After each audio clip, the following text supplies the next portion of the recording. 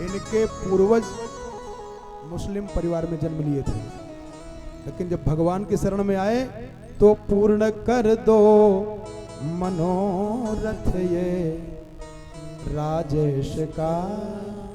जाने कब प्राण तन से निकल जाएंगे, किस लिए आस छोड़े कभी ना कभी। क्षण विरह के मिलन में बदल जाएंगे, पूर्ण कर दो मनोरथ ये राजेश का। इसलिए भगवान के प्रति हमेशा आशा लगाए रहे। भरतो यत्र भू धूमाग्रम तत्र दृष्टिम समादधत। धुआं देख करके जान गए कि अग्नि है, और अग्नि है तो कोई न कोई आदमी होगा। जब वहां गए और इधर ध्यान दें, भगवान कह रहे हैं कि अनेन वनवासेन मम प्राप्तम फलद्वयम। जय जय हो। फलद्वयम ते ही फल कर फल।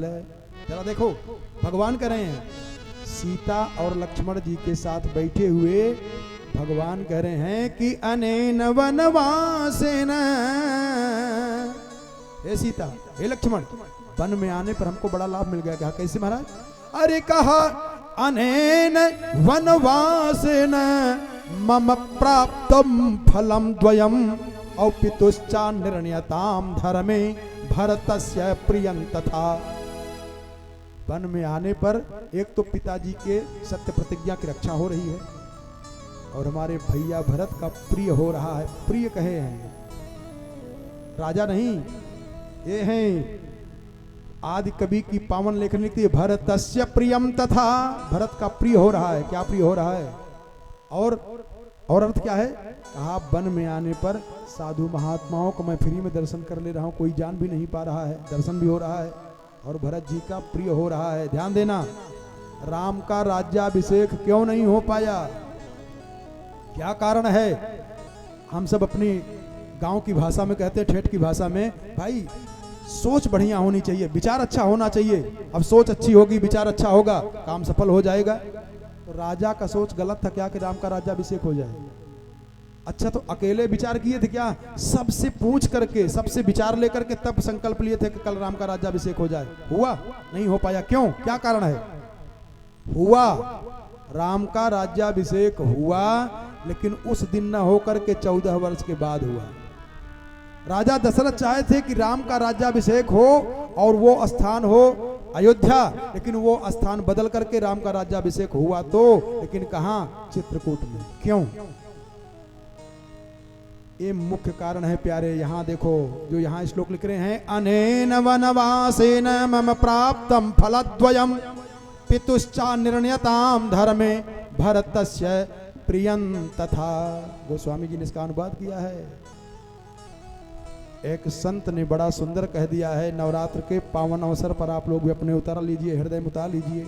उसने बड़ा सुंदर कहा है, कहा मानुष तनधारी पढ़ो मानस को बार बार, क्योंकि मानस निज मानस को मानस बनाती है।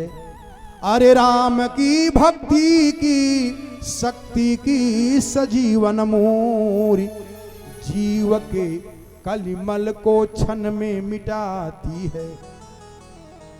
अरे 16 श्रृंगार करके सुंदर नवेली नारी, सुंदर नवेली नारी, सुंदर श्रृंगार करके।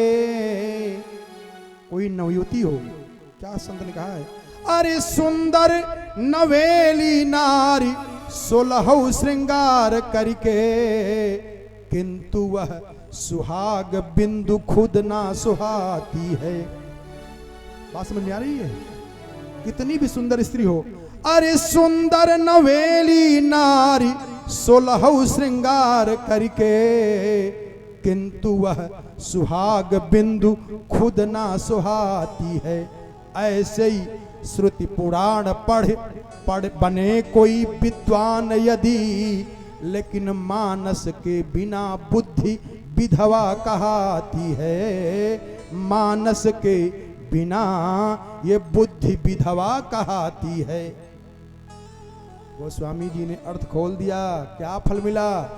भगवान राम क्यों राजा नहीं बन रहे हैं? आप श्रीमद् भागवत पढ़ लेना, देवासुर संग्राम हुआ है, तब देवता परेशान होकर के गए हैं भगवान के पास, और भगवान ने जब बताया, कहा कि आप लोग अमृत पी लो, अमर हो जाओगे। कहा महाराज अमृतवा मिलेगा कैसे? कहा समुद्र मंथन करो। जितनी भी कथाएं पढ़ेंगे आप, उसमें आया है समुद्र मंथन करो, समुद्र मंथन करो, समुद्र मंथन करो। और ये देवता और दैत्यों को लिए बताया है कि जब वो समुद्र मंथन किया जाएगा, अमृत निकलेगा, उसको चाहे देवता पी ले अमर हो जाए, चाहे दैत्य पी ले अमर हो जाए।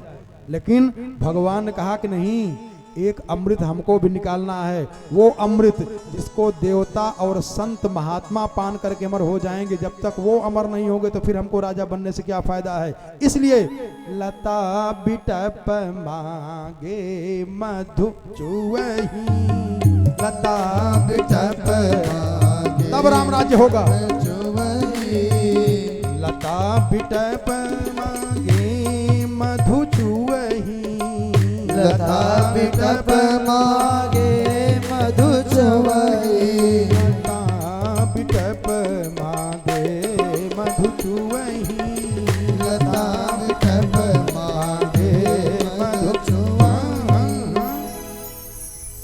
और राम राज्य में अरे नहीं को अबुध, कोई मूर्ख नहीं होता था भगवान के राज्य में।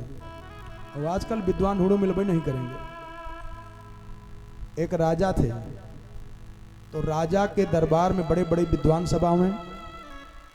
तो राजा सोचे कि सब जितने लोग आते हैं, वेदांतीन लोग आते हैं, गंभीर गंभीर चर्चा करते हैं, कोई ऐसा मूर्ख आ जाए कि जो हमको हंसा दे। थोड़ा हंसना भी तो जरूरी होता है। अब अपने मंत्रियों से कहा कि भैया जाओ और ढूंढो, कोई बढ़िया मूर्ख मिल जाए तो उसको पकड़ के लाओ। बताओ, राजा ऐसे तक मूर्ख ढूंढवा रहे हैं। अब आज ढूंढना पड़ता है, कोई विद्वान मिल जाए तो बुला के लाओ, और राजा ढूंढवा रहा है तो कोई मूर्ख मिल जाए तो लाओ। अब मंत्री सब लगे घूमने, ढूंढते ढूंढते ढूंढते ढूंढते गए तो देखा कि एक वृक्ष पर, एक डाल पर एक आदमी खड़ा है, और जिस डाल पे खड़ा वही डाल काट रहा है। राजा के मंत्रियों ने सोचा, कहा इससे बड़ा कहाँ मूर्ख होगा भाई, थोड़ी देर में गिरेगा मर जाएगा, इसको नीचे उतारो जल्दी से। कहा नीचे उतरो। और मूर्खवा उसी पे, जिस डाल पे बैठा खड़ा है, उसी डाल को काट रहा है। कहा उतर रहा हूँ आराम से, घबराओ, अरे नीचे उतर, राजा का आदेश है। जब डांटा बड़े जोर से तो बेचारा डर के मारा नीचे उतर के आया। कहा तुम इतने पागल हो, जिस डाल पे खड़े हो उसी डाल को काट रहे हो? कहा पागल हम हूँ कि पागल आप लोग हो? कहा कैसे? कहा अरे डाले के साथ जब डाल नीचे आती थी, हम से आराम से नीचे चले जाते, जब धरती के पास आते तो कूद के बगल खड़े हो जाते। कहा यार ये तो नंबर 1 का मूर्ख, ले चलो राजा के पास। और जब राजा के पास ले गए, राजा को सुनाए तो राजा बड़े जोर जोर से हंसने लगे। कहा तुम ऐसा करो कि 15 दिन में एक बार हमारे पास आया करो। तो मूर्खवा देखो, सब तो राजा को डर रहे थे, लेकिन मूर्खवा थोड़ी डर रहा है। राजा से मूर्ख ने कहा ऐसे 15 दिन में आऊँगा, भोजन पानी की व्यवस्था? तो राजा ने कहा कि मैं एक झंडा देता हूँ, और झंडा पे अपना मोहर मार देता हूँ, तुम किसी होटल में, किसी रेस्टोरेंट में कहीं पे जाके भोजन कर लेना, और पैसा मांगे तुम्हारा झंडा दिखा देना। मूर्खवा कहा इससे बढ़िया कहाँ मजा, कहा दो झंडा हमको। अच्छा ये बताओ, कब घर परिवार में मिलने लिए, घूमने के लिए जाने का मन हो तब आइए आपको झंडा लेके 15 दिन में हमेशा आना पड़ेगा।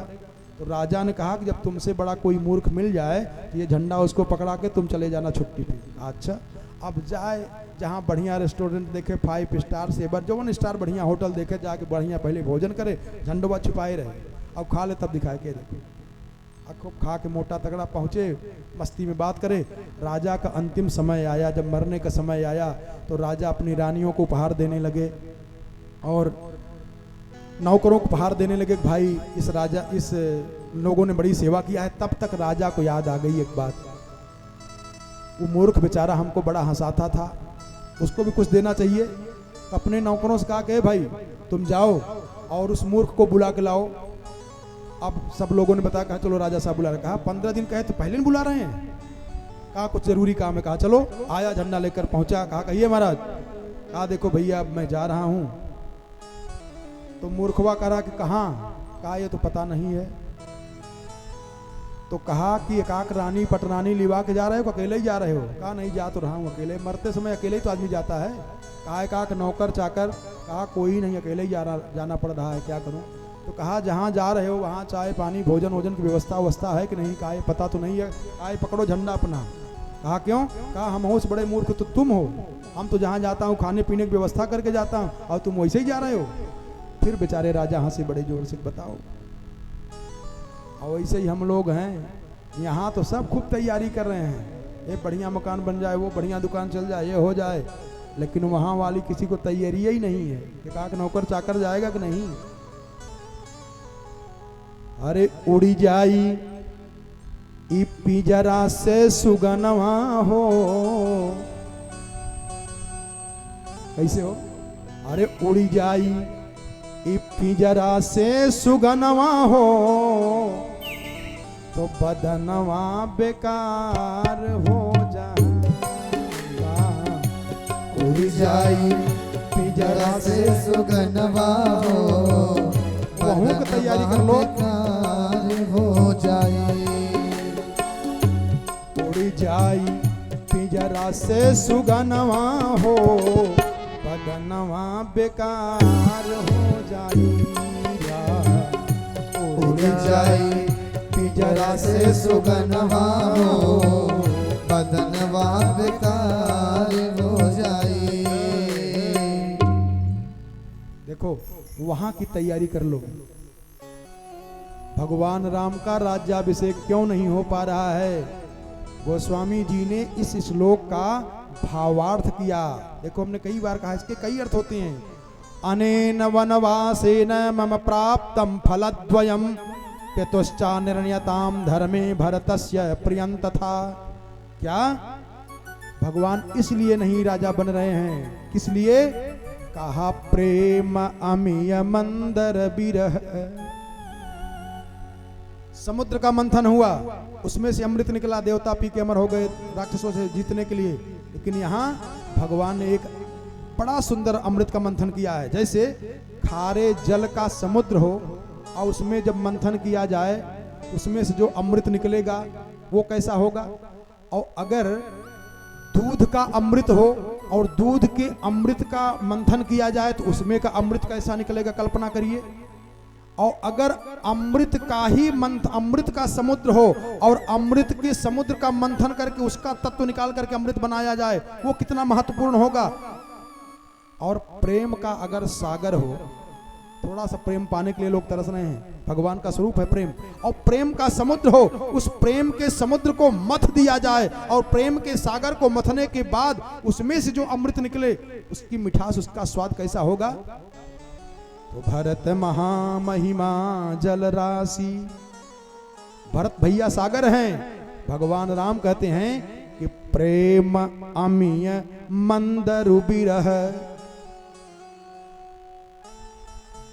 भरतु पयोधु गभीर, और मथि प्रगटेउ सुर संतहित, कृपा सिंधु रघुबीर।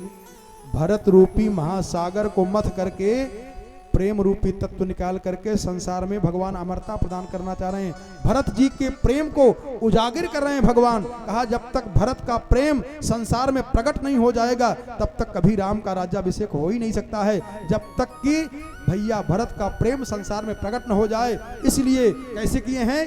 कहा कि प्रेम अमिय मंदर बिरह, जो मंदराचल पर्वत की मथानी बनाई गई थी और यहाँ बिरह की मथानी बनाई गई है, उस बिरह की मथानी से भरत भैया सागर को मथा जा रहा है। और मथि प्रगटेउ सुर संतहित, कृपा सिंधु रघुबीर। कहते हैं तब वहां जब गए, धुआं देखे, धुआं देखने के बाद जब वहां जाते हैं तो जब लक्ष्मण जी ने देखा कि धूल उधरा रही चारों तरफ से, तो लक्ष्मणश्चैव धर्मात्मा मन्निदेशे व्यवस्थितः, त्वंचानुकूलता वैदेही प्रीतम जनयति मम, उपस्पृश्य स्त्री श्रवणम मधुफूल फलाशनः, नायोध्यायै च राज्यापस्पृहये च त्वया सह।